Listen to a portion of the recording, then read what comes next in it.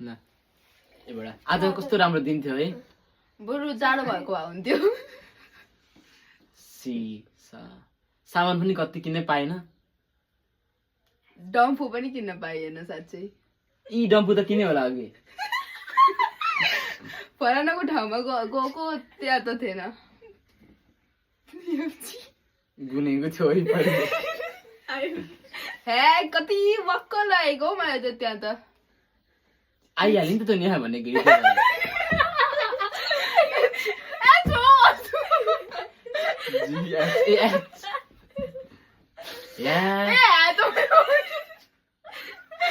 जेबाट भन् छिटो जेबाट भन् न जे सबै आएकी थिए त्यहाँ कहिले आइछ खोइ हिजो आएको भन्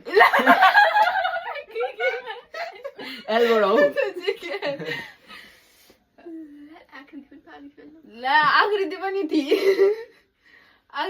साँच्चै मैले आकृति कहिले आएको भने सोधे के बताउँदै भन्दाखेरि एम होइन नो एन होइन नौटङ्की भयो त्यहाँ त तर अरूको ओ त्यसो नौटङ्की पनि हुन्छ के आउँछ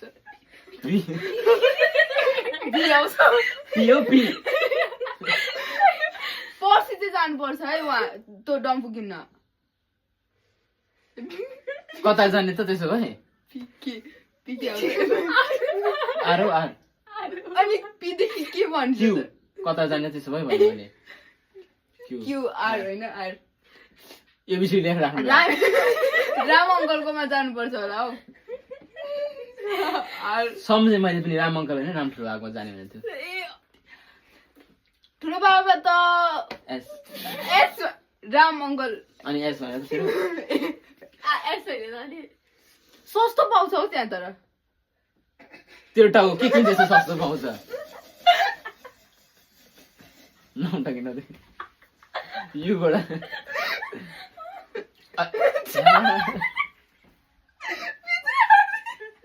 ओइ